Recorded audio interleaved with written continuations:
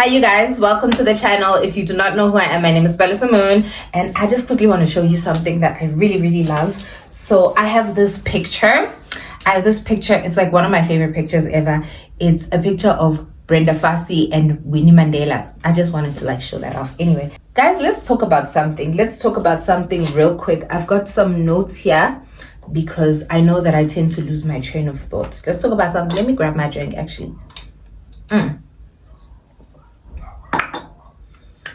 Tyler Perry said something, I think it was a few weeks ago or whatever, I don't know. He said something about how black women have to be grateful to have a partner. You know, you must just be grateful that the man pays the light bill, blah, blah, blah, and cool.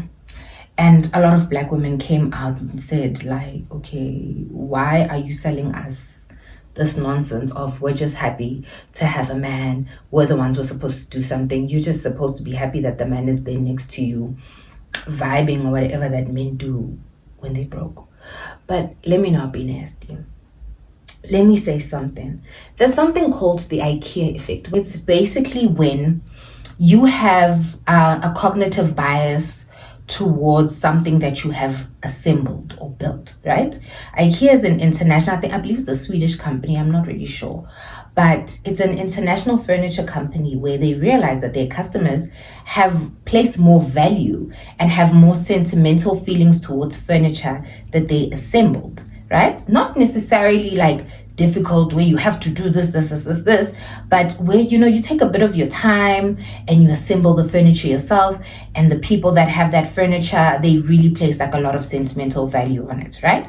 So now this has been researched to be something that also happens in relationships. I was actually telling somebody, we were talking about a couple that they were fighting from day one. They were fighting, but surprisingly their relationship lasted a good, I believe, 2 years, right? And I was telling this person, I'm like, people like this actually last longer because they believe that whatever fussing and fighting is happening within the relationship is them building the relationship.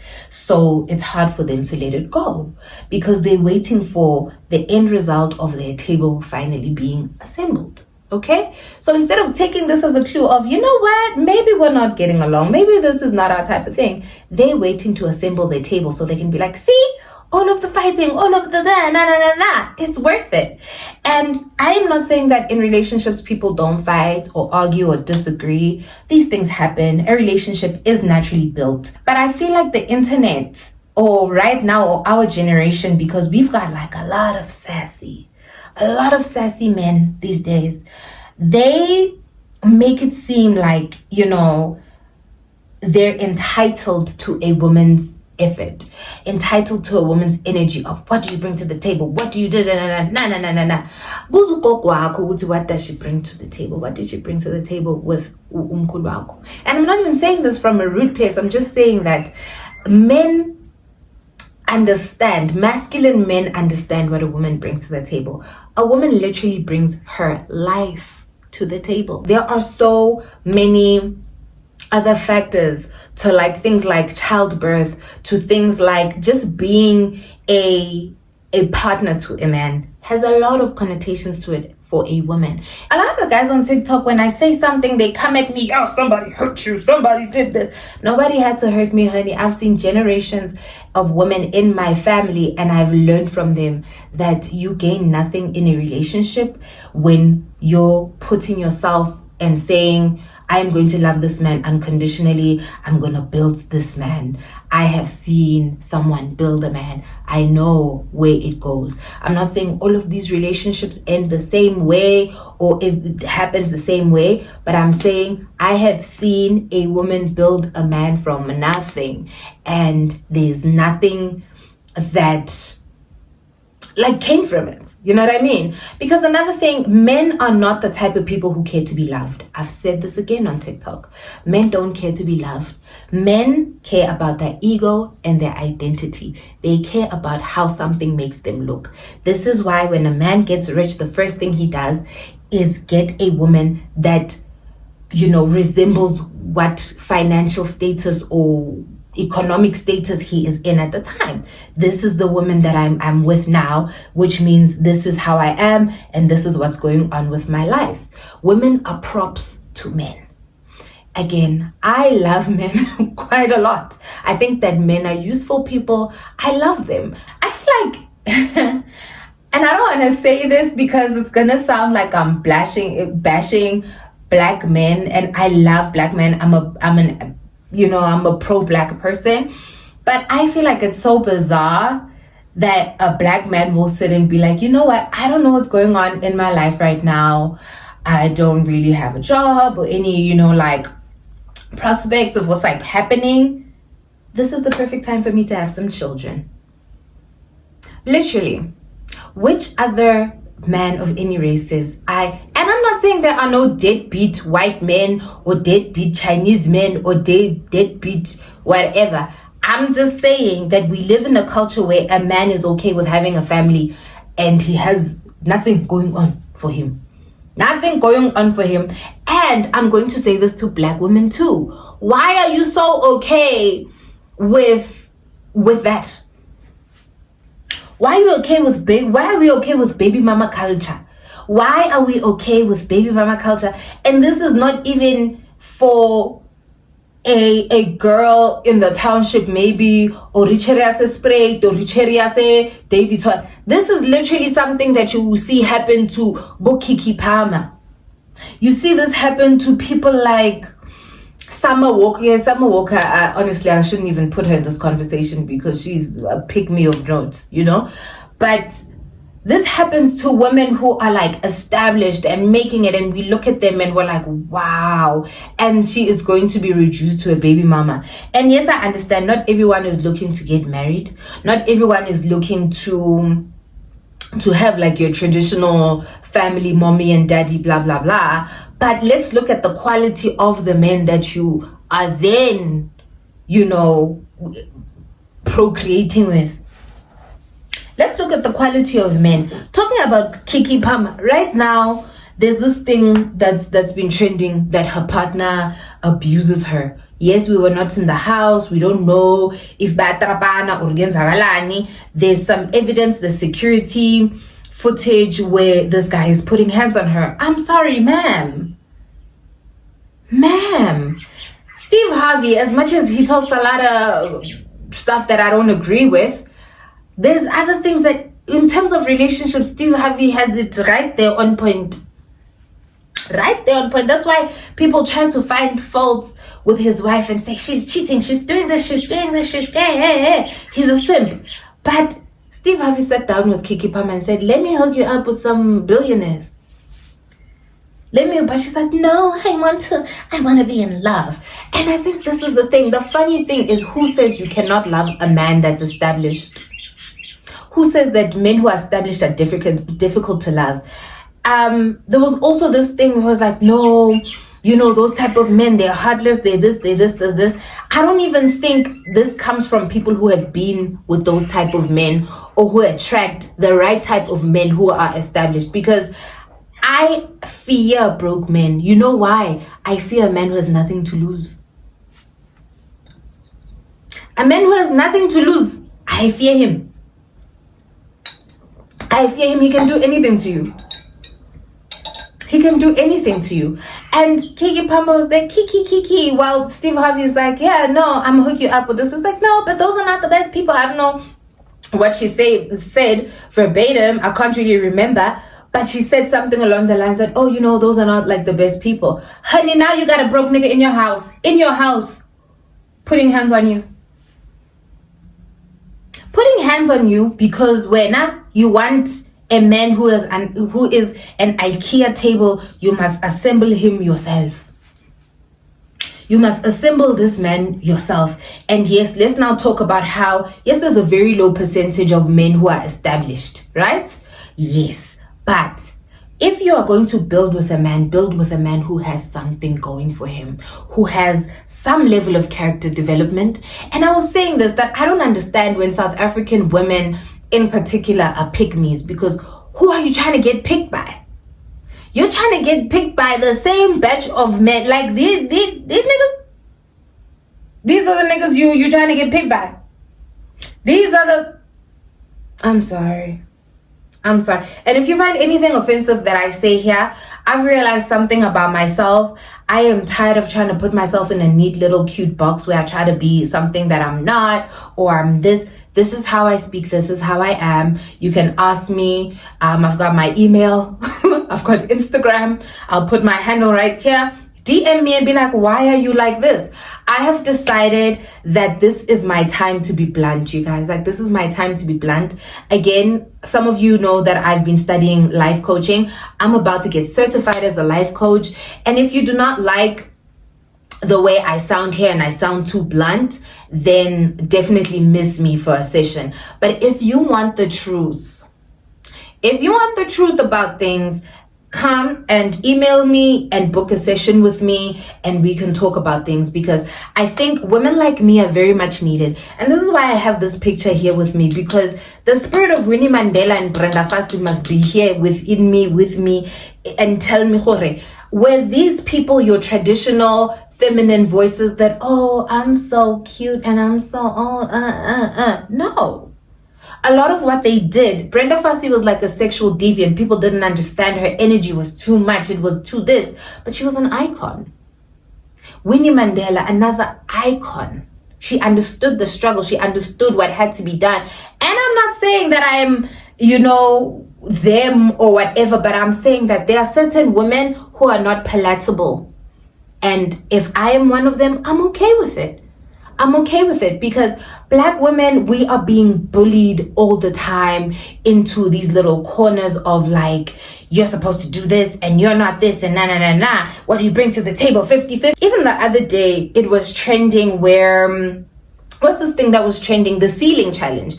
A lot of Black women partook in the challenge and they got so much backlash. You know why? Because the minute that you have autonomy over your body and you're owning your sexuality and not somebody else sexualizing you the way that the media sexualizes Black people, it's a problem.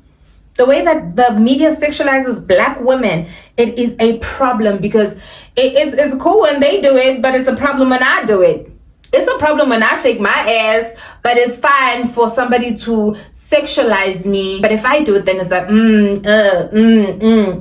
Let me not even get into that speech, because what I really want to talk about is the Black struggle love narrative.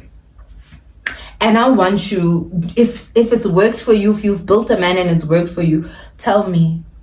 Please do send me a message and say, it's worked for me. I remember when I said that I don't believe in 50-50, someone was like, oh, it works for my parents. And I still say that 50-50 does not work. Men cannot breastfeed. Men do not carry children. A lot of the time, a woman loses her social life to being a wife and being a mother. A man will go, he's got golf on weekends, he's got this going on, and he's got this. The least you can do as a woman, yes, it takes a lot of work to take care of a household. Even if you have a helper, even if you have a nanny, there's a lot of other things that women have to do, to be there for their children physically, mentally, emotionally. The least you can do is not do it for a broke nigga. Don't do it for a broke nigga, because you are not about to be struggling. And when I say a broke man, I'm talking about a mentality. I'm talking about someone that has nothing going on for them. There are no prospects, like I said. There's no plan, or the plan is very vague, or someone is 35 and still trying to be a rapper. And I'm sorry, I believe in dreams, big dreams, but please, you are not going to be in a position where you can see what is in Dozaka Slangani and you're thinking, this is the perfect time to make babies. And you're a woman, you're trying to put your stuff together. You're like, okay, what's going on? No. And you're like, actually, this man that doesn't seem to have anything really going on for him, he's got bomb dick. Let me give him some children. Can we please talk about that? Let's be accountable. Let's be accountable. Let's say to ourselves, what is it that makes us do these things? Because I want to understand. And I think it's funny, because when Tyler Perry said that women have to just be happy that, you've got a man, even if all he can pay is the light bill. And I think about how he's built this, like, I think it's like $1 billion empire, if I'm not wrong, but he's quite rich and he's doing quite well. But he's built this empire on making movies about, like, it's like a fairy tale movie where, like, the prince is broke. Which other fairy tale movie do you see where the prince is broke? I'm gonna save you. I'm gonna on what? You can't save yourself. Where are you gonna save me? Oh, I'm gonna save you. Let me save you from this evil rich man. And this is another thing. Why do we have this narrative that rich people are evil? Yes, a lot of rich people are evil, but a lot of poor people are evil. A lot of broke people are evil. A lot of broke people are evil, guys. Let's have that conversation about how a lot of broke people are evil too. But it's all, oh, rich people are evil. I'm so scared. A rich man. No. I want to build with this person. Few years down the line, like, oh my God, I built with this man. I built this man and he changed. My darling, he didn't change. He became himself, because one thing about money is going to make you you. One thing about being broke, how you going to be broke and still... When I'm broke, I don't feel like myself. I don't act like myself, because I'm like, damn, I'm broke. How am I going to act like myself? My lifestyle is very, very costly. How am I going to act like myself and be like myself when I'm broke? I'm sorry. Now, I got attacked. As I usually do on TikTok. I said a lot of black men, they don't like their girlfriends. And a lot of them look miserable when they're doing the videos with their girlfriends. Some of them are like, yeah, it's because of you guys. Yeah. Who is forcing you into this relationship? Who's forcing you into this relationship where you are so miserable? Yeah, it's you guys. You are making us miserable. Okay, who's forcing you into these relationships? You want to, like I said, this bullying of black women, this wanting them to behave and sit in a corner, this wanting someone, you pursue someone, you pursue them for their light, and you try to consume it. You pursue someone for, I love the way you're so witty, I love this, and I love this about you. And then you try to consume it. Imagine if I met someone, the person pursues me and says, I've seen your YouTubes, I've seen your TikToks, I've seen you, and I love the fact that you're like straightforward and you're not scared and you're this. And then, a few months or years into the relationship, they try to consume me. They try to be like, oh, you talk too much. Oh, you're so this. Oh, you're so that. You need to, nah. No. Honey, no. But we're supposed to love a man unconditionally. I am supposed to find a stranger, because men are strangers. Let me tell you, the other time I was with my partner and I looked at him and I was like, it's so weird that like you are a stranger to me, right? So imagine if I chose a strange man. This is a strange man you don't know, or someone hooked you up, or you met him online or whatever, and you choose a broke one. No prospects, no nothing, no plan, no. Like I said, broke is now, I'm using this as a word for someone who genuinely has no plan, no way forward. You choose a broke one. And then that same broke man asks you, what do you bring to the table? And then you go online and, you're trying to police other women's behavior and say, oh no, I don't do this. Let's not shake our booties. What are they supposed to think? Let's not do this. This is why this happens to us. This is nah.